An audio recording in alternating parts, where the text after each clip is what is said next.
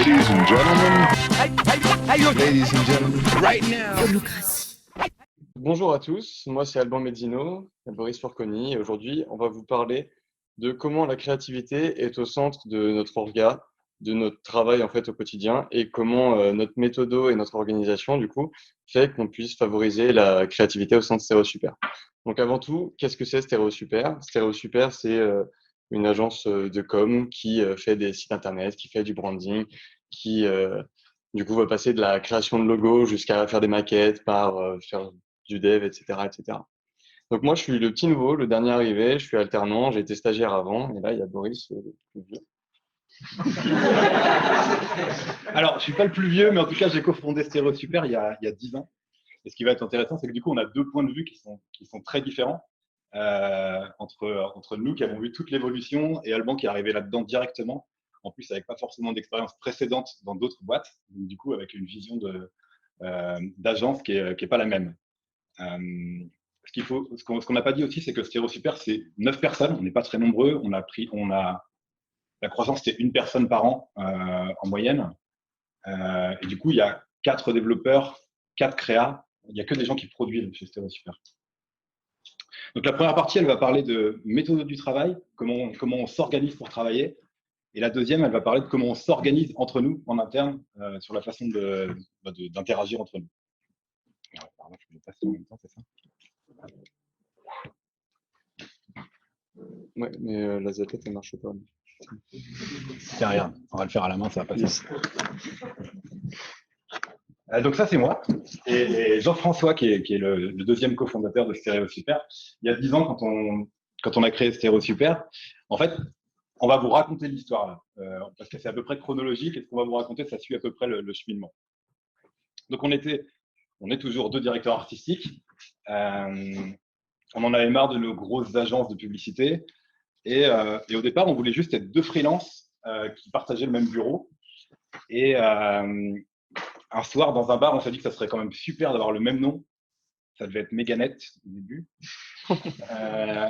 Et que pour pouvoir facturer avec le même nom, il fallait qu'on crée une structure. C'était plus simple. Donc, on a créé une SARL. Après, on a réalisé qu'il y avait des charges, des trucs qui allaient avec. Mais voilà, donc c'est un truc qui était un peu involontaire. Il y a plein de choses qui sont involontaires dans ce que je vais vous raconter. Et vous allez voir qu'à la fin, il y a quand même une cohérence dans tout ça. Il y avait une direction qui fonctionnait, quoi. Alors là, c'est bon, on va tout en même temps. Alors, c'est pas Jean-François. On savait ce qu'on voulait plus dans nos modèles d'agence. On savait qu'on voulait plus des compètes, donc cette espèce de truc où pendant 3 semaines, on travaille sans parler aux clients et puis on ne sait pas si on va gagner à la fin. On voulait plus des espèces d'intermédiaires qu'il y avait entre nous et les clients, où il y avait des fois 4 personnes entre le créa et la personne qui décidait de l'autre côté. Et on ne pouvait même pas savoir s'il aimait le verre. Enfin, c'était un peu compliqué. On en avait marre de devoir faire des notes de frais pour acheter un crayon. Enfin, ça nous paraissait complètement dingue. On avait marre de voir des stagiaires qui sortaient en pleurant de chez le directeur de créa. Personne n'est de mon agence d'avant. Voilà. Et du coup, moi, l'idée là-dedans, c'est que je connais pas du tout ce genre de milieu, en fait. J'arrive directement dans ma première alternance et du coup ma seconde ensuite, où en fait, je suis dans des agences un peu libérées, comme les gens les appellent, mais où en fait, il n'y a pas ces 10 000 personnes à contacter avant de pouvoir contacter le client, d'avoir un retour avec un téléphone arabe monumental, etc., etc. Donc tout ça, moi, j'ai un œil totalement neuf là-dessus. Pour moi, c'est logique en fait que ça fonctionne comme eux, ils fonctionnent de base. Il y en a qui connaissent Paulin. Paulin, c'est le fondateur de Drivey. En fait, c'est là que Stéréo Super a vraiment commencé. C'est-à-dire qu'au début, alors on était là avec nos grands chevaux à dire tout ce qu'on disait sur les agences, mais en fait, en vrai, on continuait de bosser en sous-traitance pour ces mêmes agences, donc c'était exactement pareil. Par contre, en parallèle, on racontait sur notre blog notre vision de l'agence du futur, de ce qu'on imaginait, etc. Et il y avait Paulin qui lisait ça de son côté tranquillement. Et un jour, il nous a contacté pour qu'on travaille avec lui. On a bossé pour Drivey. Ça a eu le succès que vous connaissez. On a eu beaucoup de bouche à oreille qui nous a permis de travailler pour plein de startups qui ont d'ailleurs eu pas mal de succès, entre autres. Il y en a une ici. Et en fait, surtout, ça nous a fait découvrir le monde des startups. Ça paraît bizarre, mais nous, on ne connaissait pas du tout ça. Et ça nous a un peu sauté au visage. Et on s'est rendu compte que, en fait, il y avait d'autres gens comme nous qui avaient pas qui avaient envie de travailler différemment et qui avaient trouvé des solutions pour travailler différemment. Donc, une des premières choses qu'on a alignées, c'est notre façon de travailler. C'est vraiment la méthode de travail. Alors, je commence par un slide théorique, c'est plus cool. Euh, c'est un peu, pour nous, pour qu'il y ait de la créativité, pour que les choses soient créatives, il faut d'abord avoir bien compris toutes les contraintes du projet sur lequel on est en train de bosser. Parce que c'est ces contraintes qui vont nous permettre de trouver des solutions créatives. Quand je dis contrainte, c'est pas la façon de travailler. C'est par exemple, si le client n'a pas beaucoup de budget, ben, c'est une contrainte. Et ça veut peut-être dire que dans la solution qu'on va proposer, on va peut-être pas faire une super grosse vidéo, on va peut-être pas faire des shoots photos, on va s'organiser différemment, il y aura peut-être que du texte, des choses comme ça. Mais en tout cas, tant qu'on ne connaît pas et qu'on ne maîtrise pas toutes ces contraintes, on ne peut pas répondre créativement.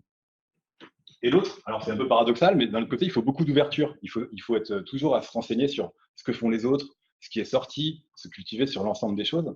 Et la somme de ces deux choses-là nous permet d'avoir des solutions créatives. Non, ça, c'était pas trop abstrait, ça. Alors, on va parler de lean ou d'agilité. Pour ceux qui, enfin, je vais vous faire un truc un peu grossier par rapport à ça, parce qu'on a notre définition à nous chez Stéréo, en tout cas. On a essayé, du coup, à un moment donné, de réduire la façon de travailler à des petites itérations, ce que nous, on appelle des sprints, que beaucoup de gens appellent des sprints. Donc, en fait, on a découpé les projets en tout petits projets, et puis chacun de ces projets mène à quelque chose qui est utilisable, exploitable. Au tout début, on travaillait au forfait. Donc, ça veut dire quoi? Ça veut dire que tu as besoin d'un site internet, je te dis que ça va coûter 150 000 euros, et que ça va durer 2 mois, et à la fin, je te facture, et voilà. Et en fait, le truc, ça, c'était le modèle que eux connaissaient, et en fait, moi non, encore une fois. Et donc, quand je suis arrivé là, j'ai vécu du coup un seul projet où on faisait du forfait, et en fait, c'était l'enfer, quoi. C'était un truc qui collait pas du tout avec qui on était, avec ce qu'on voulait faire, là où on voulait aller, et en fait, on commençait du coup au fur et à mesure à perdre le contact avec le client, etc., juste par le modèle en fait qu'on avait vendu. Et donc, en fait, c'est pour ça que faire du sprint tout le temps, ça collait vraiment avec notre identité et nous, ce qu'on voulait faire. On a commencé avec le dev, parce que forcément, quand on bossait avec les startups, avec nos clients, ils ont commencé à nous expliquer ce que c'était que l'agilité. On a essayé de se caler là-dedans. Les devs, c'est devenu naturel pour eux. Puis à un moment donné, chez Stéréo, du coup, on voyait les devs qui s'éclataient, qui faisaient ça bien. Et nous, en design, on était encore là à dire, ouais, c'est un peu plus compliqué pour nous. Et on a commencé à se poser une question, c'est comment on fait. Alors, si j'arrive à basculer ça aussi, comment on fait pour faire du design agile? Parce qu'en général, quand on a besoin d'un logo, ce qui se faisait dans la plupart des agences, c'est je réfléchis de mon côté, je te propose une planche avec 8 logos au bout de 2 semaines, et puis tu vas en choisir un, et puis on va peut-être le réaffiner, etc. Et nous, on s'est dit, ouais, mais qu'est-ce qu'on peut produire en une semaine qui peut être livré au client et qui peut être exploitable pour lui? Et la réponse qui nous est venue, c'est on va montrer les coulisses, on va ouvrir tout ça, on va commencer à montrer des croquis, on va commencer à juste envoyer un truc qui est 2 lignes d'explication, et puis à partir de là, ça sera à eux de se projeter sur le logo qui pourrait sortir. Et ça commence à être exploitable. Ça, c'est un exemple un peu récent. On a travaillé pour une boîte qui s'appelle Hoist. Ça, c'est ce qu'on leur a livré à la fin du premier sprint. Donc, c'est à eux de se projeter sur ces logos. Il s'est passé un truc incroyable, c'est qu'on s'est rendu compte que non seulement ils se projetaient, mais en plus, ils rebondissaient là-dessus. C'est-à-dire qu'ils venaient enrichir nos idées et ils venaient trouver d'autres façons et d'autres solutions que nous, on n'avait pas pensé. Et ce qui fait que c'était beaucoup plus enrichissant pour tout le monde et qu'on ne se retrouvait pas à faire des pistes qui ne servaient à rien parce qu'on jetait déjà à la poubelle ce qui ne leur plaisait pas. Et puis nous, on partait sur ce qui leur plaisait et on fait la même chose que ce que vous faites en agilité. On faisait des POC, on faisait des produits minimum viables. On essayait de faire le logo et de voir à quoi ça pouvait ressembler et s'il fallait le jeter ou si on continuait. Et il s'est même passé des trucs encore plus incroyables. C'est avec Captain Train, on a un bon exemple, où on avait fait juste un croquis sur un coin de nappe de serviette et qu'on leur avait envoyé. Et finalement, c'est eux qui ont fait le logo eux-mêmes en interne. Et on est arrivé à la fin du sprint et ils nous ont montré le logo qu'ils avaient fait. Et on a fait, OK, bon, on va changer le roadmap, on va acheter le prochain sprint qui sert à rien et on va directement passer sur ce logo-là parce qu'il est nickel. Donc, on a systématisé une approche agile sur l'ensemble des sujets. UX, branding, design, web design, l'ensemble. Et on a aligné notre facturation là-dessus. Ça veut dire qu'on a facturé à chaque fin de sprint et à chaque fin de sprint, on réajuste la feuille de route en fonction. Et du coup, c'est devenu une agilité qui était vraiment, qui nous permettait d'être un peu plus malléable, adaptable, parce que comme on facturait à chacun des sprints, on s'arrête quand on veut, on saute des étapes si on veut, etc. En fait, ce qui est super intéressant là-dedans, c'est que du coup, le fait d'avoir la vision macro et la vision micro, et en fait, elle est ultra facile parce que du coup, comme c'est découpé par petites tâches et que d'abord, on a eu des gens qui nous ont expliqué du coup ce qu'était le projet, etc., qu'on a lu les briefs et tout, et en fait, on peut facilement du coup organiser notre temps nous-mêmes, être super autonome sur les différents projets et en même temps, si jamais on doit changer de projet en cours de route, le refiler à quelqu'un d'autre sans qu'il y ait de soucis parce qu'on sait où on en est, on sait ce qu'on a fait, on sait ce qui reste à faire et du coup, la communication est super simple. Et donc, au final, on a essayé d'aller encore plus loin dans la démarche on s'est dit qu'en fait, la personne du coup qui allait être sur le sprint, ça devait être aussi celle qui allait la vendre au client, qui la suive tout du long du coup, et qui au final puisse recéter. Et donc, en faisant ça, en fait, ce qui est bien, c'est qu'on a un contact direct avec le client, on le perd jamais, on avance tous dans la même direction, on s'organise comme on veut, et du coup, il n'y a aucune friction en fait. Tout du long, le projet colle tout le temps et le client est super content. Il s'est passé un truc comme ça avec Trustfolio il n'y a pas longtemps et avec Precox aussi, je ne sais pas si ça vous parle, mais en fait, bah, pendant 2-3 semaines, j'étais simplement sur Slack à envoyer des messages tous les jours et à avancer moi dans mon coin tranquille. Et en fait, bah, les projets sont sortis super facilement sans qu'il y ait aucun problème et ils sont super contents au final. Et c'est ça le plus important en fait, c'est que les clients soient super contents. Et en fait, au-delà de tout ça, ça allait encore plus loin. Le truc qui s'est passé, c'est qu'on a commencé à vendre, par exemple, juste de l'identité de marque, ou même vendre juste du design. Ou dernièrement, par exemple, avec Stuart, donc en gros, c'est des Deliveroo, mais en B2B, on va dire. Et en gros, bah, on leur a fait juste leur dev parce qu'il y avait déjà quelqu'un qui faisait la créa en interne. Et c'était très bien parce que ce gars-là faisait des créas qui étaient vraiment super top. Et derrière, on a pu vendre du coup un projet de A à Z en remettant en question les technos sur l'appel d'offres, etc., etc. Ce qui était bien aussi, c'est que du coup, en vendant que des tronçons, où justement les gens peuvent se débrouiller à le vendre, le recéter et le produire, c'est que déjà, moi, par exemple, je ne les vois pas passer, ce qui est super bien parce que chacun s'occupe de ses parties. Et au-delà de ça, ça permet aux équipes de travailler avec d'autres gens qui ont d'autres méthodes de travail et donc de continuer à apprendre de ces autres façons de faire. Stuart, ils avaient un super créa qui a travaillé à sa façon et finalement, on a appris des choses qu'on peut réexploiter sur nos projets à nous. Donc, si vous avez suivi, au fur et à mesure, on voit quand même qu'on va commencer à toucher à l'orga. Dans le sens où la manière de bosser, elle est déjà créative. Maintenant, comment est-ce qu'on fait pour organiser plein de gens qui font des trucs dans leur coin comme ça, mais qui le font bien et qui partent dans tous les sens? Alors, vous vous rappelez tout à l'heure de ce dont on voulait pas sur les modèles d'agence. Ça a fait qu'au tout début de Styro Super, on n'est déjà pas tout à fait parti, avant même toutes ces réflexions-là, on n'est déjà pas parti tout à fait comme les autres. On avait ce postulat qui est naturel chez nous, qui est de dire qu'en fait, tout le monde est créatif, tout le monde est talentueux et tout le monde est honnête. On est parti de ce principe-là et on continue de le faire, j'espère, pour tout le monde. En tout cas, toi tu l'es.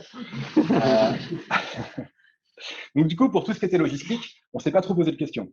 On a dit, bon, OK, on donne une carte bleue à tout le monde, comme ça, il n'y aura pas de note de frais. Bon, j'en ai pas encore. Ça arrive.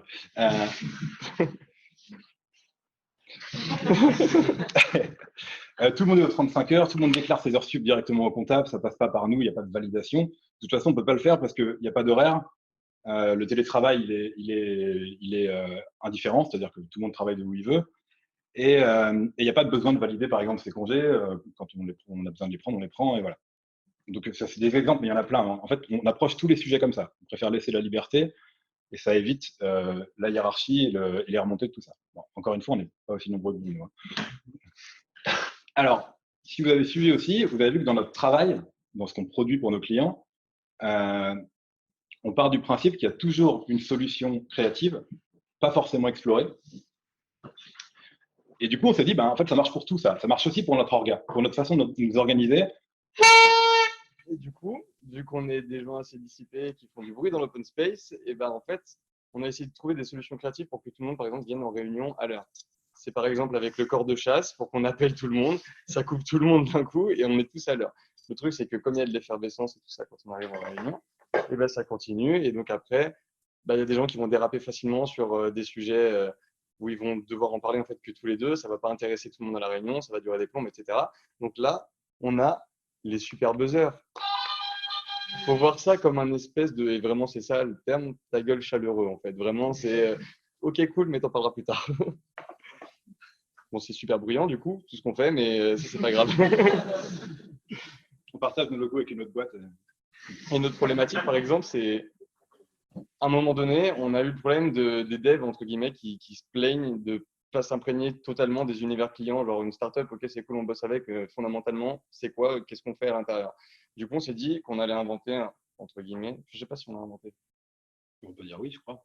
Et donc, on a inventé l'Office Swap. L'idée, c'est tous les mois, on essaie d'aller chez des clients, potentiellement du coup faire des échanges pour qu'ils viennent chez nous et du coup apprendre de leur méthode organisationnelle, voir comment ils travaillent, comment ils interagissent les uns avec les autres. En fait, ça fait mûrir plein d'idées. Moi, je suis déjà venu passer une journée ici, bosser avec la com. Tu m'as dit que c'était nul. Non, c'était nul. Donc, ce qui est très intéressant, c'est que même en passant une journée en bossant sur ses propres projets à travailler ailleurs, on découvre en fait, on s'imprègne très vite de l'ambiance, de la façon de bosser. Par exemple, moi j'avais en tête qu'ici, tout le monde finissait à 22h le soir, parce que je sais pas, c'est l'image que j'avais. Et en fait, non, à un moment, à 17h30, je commençais à voir les gens partir, et je me disais, en fait, c'est peut-être moi qui vais rester le plus tard.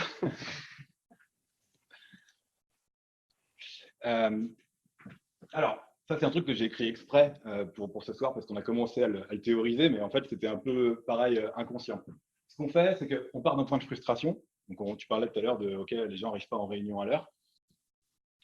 On a cette ouverture, on va essayer de voir qu'est-ce qui a pu se faire ailleurs, de découvrir ce qui se passe dans les autres boîtes, ou même d'essayer de réfléchir tout court à une solution créative. On va la tester, on va l'ajuster, puis on va l'abandonner ou l'adopter. Et le truc, il est infini, on continue de le faire tout le temps. Si ça se trouve, demain, on va se rendre compte que le corps de chasse, il ne marche plus.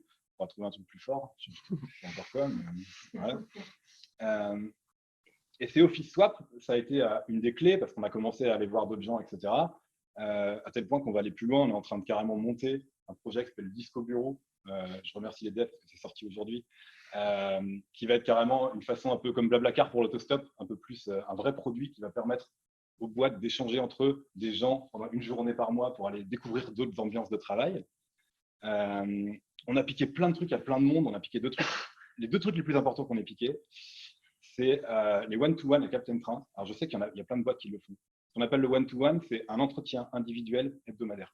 Toutes les semaines, il y a une personne chez Stéréo Super qui va voir en huis clos quelqu'un d'autre, tous les collaborateurs de Stéréo Super pendant 10 minutes pour savoir comment ça va, est-ce que les projets se passent bien, est-ce qu'il y a des frustrations, on va essayer de résoudre, etc. Alors, en fait, on définit en fonction de celui qui a le moins de tâches, je crois, dans la semaine, et c'est lui qui va s'en occuper. Ça peut être un stagiaire, ça peut être n'importe qui, ça n'a pas d'importance. L'essentiel, c'est qu'il y ait cet espace de communication qui nous sort de l'open space et qui permet de parler de tout ça. On a piqué un autre truc à Frontier, du coup, qui organise ici, qui sont les ownership. Alors, on l'a réinterprété à notre façon, on parlait d'ajustement, etc. On va vous raconter un peu ça. Donc en fait, on a utilisé un outil qui s'appelle Crystal, qu'on aura totalement piqué du coup, et qu'on s'est réapproprié pour faire une liste des sujets les plus importants de la boîte en fait. C'est les sujets qui nécessitent une amélioration continue. Donc en fait, on a vu qu'il y avait des sujets qui émergeaient auxquels on n'avait pas pensé du tout, et d'autres auxquels on pensait alors qu'en fait ça servait à rien et on les a pas mis dans la liste. Donc au final, on a fini par affiner tous ces sujets-là, garder ceux qui étaient les plus importants, ça fait une espèce de gros mind map où au cœur c'est Stéréo Super, et derrière, alors, il va y avoir les notecom, etc., etc. Et en gros, on va attribuer un honneur à chaque ownership. Donc en fait, le honneur, ce n'est pas la personne qui va faire le truc. Le honneur, c'est l'espèce de garant de la vision, le catalyseur en fait, au sein du sujet qui doit donner envie à tout le monde d'aller là-dessus, de faire ce truc-là et d'apporter plein de solutions en fait, pour faire grandir ce domaine. Et donc, l'important, en fait, c'est aussi qu'il n'y a pas de poste spécifique à avoir au sein de la boîte pour pouvoir le faire. C'est comme ça que moi, par exemple, en fin de stage, en début d'alternance, je me suis retrouvé à gérer la com d'une boîte de com. En fait, c'est ça qui est intéressant, c'est que du coup, on peut apporter notre ouverture aux domaines qui nous font envie et donc ça fait grandir le truc encore plus vite.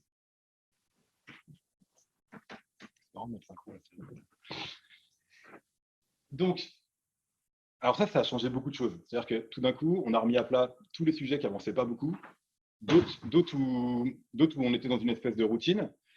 Et forcément, pour que ce truc il tombe pas un peu à plat, parce qu'on a tous du travail quand même à faire et pas que ça, on a commencé à faire ce qu'on appelle des mercatos, c'est-à-dire tous les 6 mois, on l'a fait tous les 6 mois, mais on va commencer à le faire tous les 3 mois. On reprend cette map, tous les owners, ils passent chacun leur tour, ils racontent ce qu'ils ont fait sur leur sujet. Voilà, moi j'étais à la com, voilà ce que j'envisage de faire, voilà ce que j'ai fait, etc. Et il l'a documenté, normalement, c'est pour ça qu'on a la documentation ici, de manière à ce qu'on puisse passer la main assez facilement ou aller retrouver ces informations-là. Et on va réfléchir ensemble à est-ce qu'il y a encore le jus, est-ce qu'il veut continuer, est-ce que c'est quelqu'un d'autre qui veut s'approprier le sujet, est-ce qu'il y a des contributeurs qui vont venir filer un coup de main. Là, par exemple, je n'ai pas. Après, c'est autre chose. Et du coup, ça permet de se relancer. On se rend compte qu'après chacun de ces mercatos, on est reboosté, on repart sur les sujets, et là, ça avance beaucoup. Surtout que, contrairement à vous, nous, on n'a pas d'indicateur. On est parti du principe que le référent, donc l'honneur, il n'est pas responsable. C'est lui qui a la vision, c'est lui qui va emmener les choses, mais il ne se dit pas forcément dans 3 mois, il faudra que j'ai fait ça. Et si jamais il y a un truc qui ne se passe pas bien, on ne lui en veut pas. Au moins, il y a quelque chose qui s'est fait, il y a quelque chose qui a avancé. C'est ça le principal. Et c'est sur une base de volontariat, c'est-à-dire que sur la carte, il y a des choses qui ne sont pas attribuées. Des fois, il y a des sujets sur lesquels personne n'a envie d'aller. pas grave. Enfin, dans 3 mois, ça se trouve, il y aura quelqu'un. Ou ça se trouve, en travaillant sur un ownership, on va avoir un effet de bord qui va faire qu'on va bosser sur les autres. De toute façon, on part du principe que avant qu'on fasse ça, il n'y avait rien de fait. Donc, s'il n'y a rien qui est fait, c'est pas non plus très grave. Il y a eu plein d'idées. Ça a été vraiment l'effervescence. Il y a plein de choses qui ont évolué. Si, par exemple, on a commencé à noter nos projets entrants. D'un coup, on s'est dit, ouais, on a pas mal d'entrants chez StéréoSuper, il faut un peu trier tout ça. Et du coup, on a commencé à donner des notes aux projets entrants, des notes sur 12, qu'on appelle l'index AF pour Autoflagellation. En gros, plus ça s'approche de 12, plus c'est difficile. Plus ça s'approche de 0, plus ça va être facile. Et si c'est vraiment trop élevé, mais qu'on a vraiment envie de faire le projet, on va essayer de faire baisser cette note. Donc, on va réduire le nombre d'interlocuteurs, on va trouver des solutions. Et s'il est trop bas, c'est l'inverse. On va dire, OK, on va s'ennuyer sur ce truc. Donc, il faut qu'on trouve des façons de se challenger. Une nouvelle techno, un directeur de créa interne qui n'est pas du tout sur le projet, mais qui va juste venir titiller pour voir comment on peut améliorer les choses. J'aime celui d'Akeneo. Ouais. Vous avez 5. Ah, ça va. C'est pour ça qu'on continue à travailler ensemble. Hein. Ouais. Alors, a priori, ça marche. Ça, c'est les gens de StéréoSuper. Je pense qu'on ne reviendra jamais en arrière sur l'orga, sur la façon de s'organiser. Parce que ce passage en ownership, il a vraiment boosté tout le monde. Pour l'instant, on n'a pas de turnover. Alors, c'est aussi une histoire de contexte. Hein. Ça veut dire qu'il n'y a personne chez nous qui s'est marié avec quelqu'un de l'autre bout de la France non plus. Hein. Il y a plein d'autres paramètres que ça. En tout cas, pour l'instant, personne n'est parti. On a plein de super candidatures spontanées tout le temps. Il y a des trucs sublimes, des gens qui nous suivent depuis longtemps, qui ont vraiment envie de venir travailler chez nous. On a toujours plus d'entrants que ce qu'on peut produire. Donc ça, c'est vachement agréable aussi. Et par exemple, moi, et c'était une des clés pour moi, je continue de passer 70% de mon temps à produire, à faire de la créa, et pas à faire du management, ou à faire du commercial, ou à faire tous ces trucs-là, parce que finalement, on a réparti à peu près à tout le monde ces tâches-là.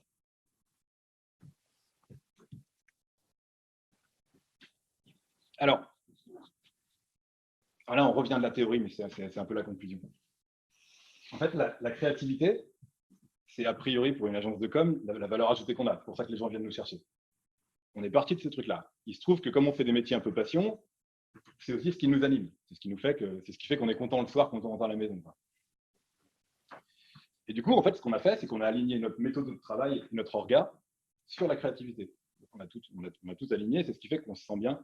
Et ce qui fait aussi que c'est logique à la fin.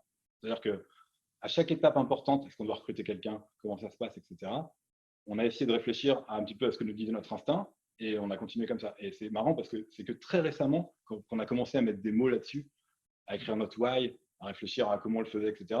C'est un truc qui est super récent parce qu'avant, on n'avait rien fait de tout ça et on allait comme ça et on voyait bien ce qui se passait.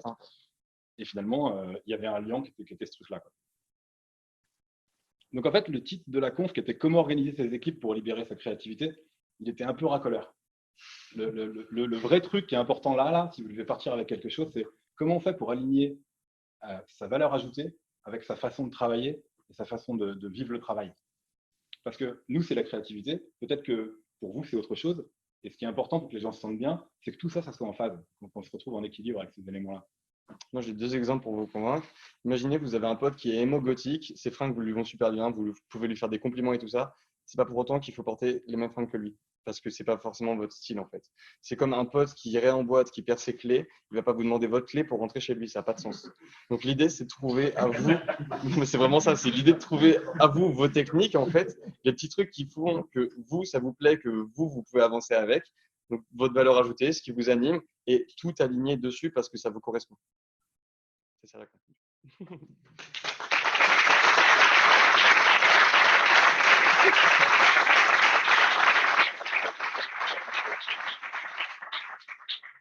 C'était une synthèse, vous devez avoir des questions.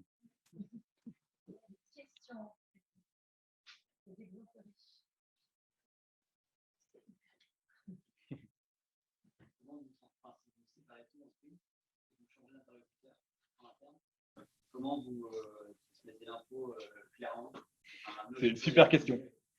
C'est une super question parce que pour l'instant, c'est un peu le bordel. Et on a des clients qui commencent à nous le dire. Donc, on est en train d'y réfléchir. Ça fait partie de gros sujets de réflexion. C'est qu'effectivement, comme on est plus nombreux, on a plus d'interlocuteurs. Alors, sur les projets où chaque équipe est en direct, ça se passe bien. Sur les projets où tu changes d'interlocuteur, effectivement, c'est compliqué. Surtout qu'on travaille beaucoup qu'avec Slack. Donc, du coup, t'imagines, pour monter dans les fils de trucs et tout, c'est l'enfer. Donc, on est en train d'y réfléchir. Et je pense qu'on va devoir, même pas on va devoir, ce qu'on va faire, c'est qu'il y a quelqu'un qui va s'occuper de ça. Gérer chaque projet. Non, qui va s'occuper justement de ces passations, de s'occuper de documenter les choses, d'avoir ne serait-ce que un truc qu'on n'avait même pas, mais une espèce de feuille récapitulative de c'est quoi les pages qui sont validées, les créas qui sont validées pour que les autres le sachent, qu'est-ce qui finit comme sprint, où est-ce qu'on en est qu'on a réajusté le roadmap, parce que pour l'instant, on le fait un peu chacun, mais ça reste un petit peu, un petit peu à la main, quoi. Pour l'instant, ça se passe bien. Mais il est temps.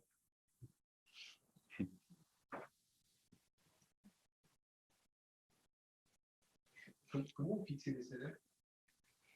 Ah en fait, les one-to-one nous aident déjà beaucoup.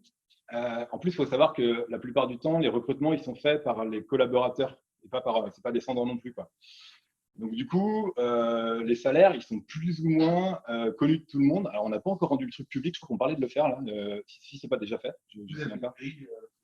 C'est pas une grille, en fait. C'est vraiment une espèce de comment on se sent, est-ce qu'on juge et comment on se place les uns par rapport aux autres et on réajuste en fonction, quoi. Tu vois, à un moment donné, comme on n'est pas trop nombreux, on a la sensation que lui, il est lésé, donc on va un peu l'augmenter, quoi. Tu vois, on est un peu comme ça, quoi. Et les nouveaux arrivants, c'est pareil, on se fixe un peu les uns par rapport aux autres, et puis c'est aussi par rapport au marché, quoi. Par rapport à ce que les gens sentent qu'ils valent par rapport au marché, aux offres qu'ils peuvent avoir, des choses comme ça, on va essayer de réajuster, quoi.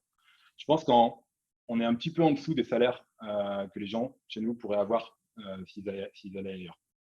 Il y a une partie variable. Il n'y a pas du tout de variable pour personne.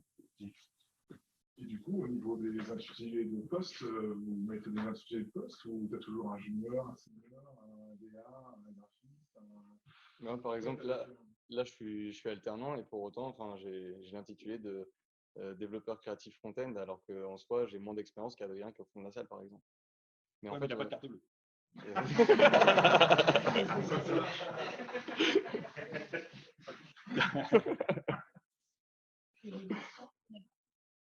Ouais, ça m'a fait vraiment penser à une organisation tribale. Et comment ça, donc, où il y a beaucoup de traditions orales. Donc, comment ça se passe quand un nouveau arrive? Alors, en fait, on documente beaucoup. Surtout, en fait, non, on documentait pas, on documente beaucoup depuis qu'on fait le ownership, parce que ça nous force à le faire. Parce que tu pars du principe que quand il va y avoir le mercato, il faut que la personne qui reprenne soit capable de continuer. Donc, tu es obligé de noter.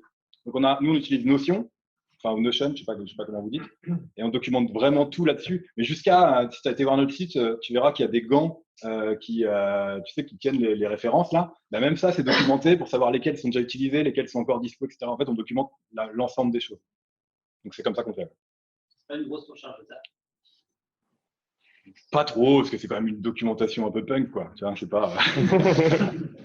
Clairement, quand tu as Eddie Malou dans les vidéos qu'il faut que tu regardes en rentrant, Ah oui, c'est vrai, il y a ça, oui. voilà quoi. Parce que par exemple, il y a une doc pour l'onboarding, et entre autres, je crois que c'est le truc le plus documenté, l'ensemble des vidéos qu'il faut que tu aies vues pour comprendre la culture d'entreprise, quoi, tu vois.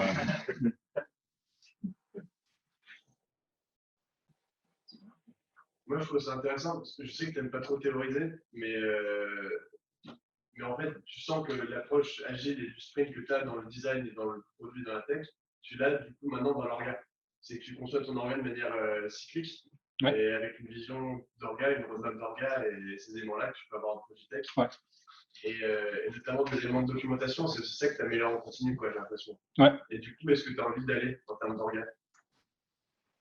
Eh ben, j'en sais rien. C'est une bonne question. En fait, tu as raison, c'est cyclique. C'est-à-dire qu'on parlait tout à l'heure avec Clément là, de la façon dont on se passait les projets. Bon, ben voilà, en fait, en allant plus loin dans la façon de le faire, on s'est rendu compte qu'il y a une nouvelle frustration qui était arrivée et on va la résoudre. Et il y en aura d'autres dans 3 mois et il y en aura tout le temps. Et on va continuer d'avancer comme ça parce que c'est la même chose. On va sortir le truc minimum viable qui va nous permettre d'avancer. Et puis après, on va le remettre en cause et on va continuer comme ça. Et notre orga dans 1 an et demi, je ne sais pas du tout comment elle sera. Il y a des trucs qu'on essaye et qu'on abandonne complètement, quoi. Parce qu'on se dit, c'est pas pour nous. Même des logiciels, même les logiciels, on n'arrête pas de changer. C'est assez souple, quoi. Une dernière question. Et une idée du nombre de collaborateurs lequel ça pourrait marcher. Et si tu avais un choix à faire entre le nombre de collaborateurs et la philosophie, j'ai une petite idée. Mais... En fait, on adapte. C'est-à-dire que quand on commençait à raconter ces trucs-là, il y a 4 ans, et donc on était 5, les gens nous disaient ouais, ok, ça marche parce que vous êtes 5, mais quand vous serez 10, ça marchera plus, quoi. Et en fait, on continue et ça marche toujours. Donc on fait plus de choses, on est plus organisé, on réfléchit plus aux éléments, mais on trouve des solutions au final. Moi, je pense qu'il n'y a pas de limite, quoi. C'est juste que je pense que ce qui est important, c'est quand même si on scalait très rapidement, si vraiment on prenait je sais pas, 5 ou 10 personnes par an, là, il faudrait vraiment plus systématiser, documenter, ranger les choses. Mais là, comme pour l'instant, c'est une personne par an, en fait, c'est pas très dur d'imprégner tout ça, quoi. Surtout que, en vrai, la vraie réalité, c'est qu'on recrute des gens, et c'est pas moi qui recrute, mais même de proche en proche, on recrute des gens qui sont exactement dans la même façon de travailler, dans la même façon de faire, qui sont prêts, justement, quand ils sont dev, à aller vendre le truc au client, à discuter avec le client, à échanger avec lui directement, sans intermédiaire, et à se dire, OK, là, mon truc, il est prêt à être livré, et je suis capable de le livrer tout seul sans avoir besoin d'un chef de projet qui vient me dire, OK, c'est bon, j'ai recetté, ça marche, etc., quoi. Donc, ça veut dire que c'est quand même un état d'esprit qui est particulier et qui fait que les gens chez nous, ils ont cet état d'esprit-là, quoi. Donc, il y a une histoire dans le recrutement qui est importante dans tout ça aussi. Je sais qu'il y a plein de gens qui disent qu'il faut recruter plein de gens différents pour que ça marche, mais nous, on est un peu en train de faire l'inverse. On le fait pas trop exprès, hein, mais voilà. Il y avait une dernière question. Du coup, moi, c'est par rapport à Disco Bureau. À un moment donné, vous vous implantez, vous allez visiter d'autres environnements de travail, donc forcément d'autres modes de management. Est-ce que cette manière aussi, cette créa Disco Bureau vous permettra de répandre ou d'exporter aussi un peu la méthodologie? Ouais, parce que ce qu'on n'a pas dit dans l'Office Swap, c'est que nous, on reçoit aussi des gens chez nous. À chaque fois qu'on va bosser une journée ailleurs, on propose à des gens de venir bosser une journée chez nous. Si vous voulez venir, venez quand vous voulez, hein, vraiment. Et Disco Bureau, ça va vraiment faciliter ça, quoi. Alors, du coup, on rajoute une notion un peu sociale de boîtes qui viennent s'inscrire à Disco Bureau, donc qui sont dans une espèce de réseau d'échange de gens, quoi. En interne comme en externe, d'ailleurs, pour tout le monde, quoi. Donc, ouais, on a hâte de voir comment ça va prendre. Ça commence tout juste. On a vraiment envie de voir comment ça va se déployer, quoi. Disco Bureau, ça répond à une problématique qu'on avait, c'est que quand on contactait des gens pour aller bosser une journée chez eux, surtout sur les grandes organisations, on était confronté au RH en interne et au juridique qui nous disent OK, vous voulez venir bosser une journée chez nous, on va vous filer un bout de Wi-Fi, mais qu'est-ce qui se passe si vous partez avec un clavier? Qu'est-ce qui se passe si vous partez avec nos infos, notre code, nos éléments, etc. Donc, on avait besoin d'un cadre pour tout ça. On a besoin d'un contrat qu'on peut signer. On a besoin de ces éléments-là parce que sinon, ces boîtes-là ne voulaient pas nous accueillir. Merci beaucoup.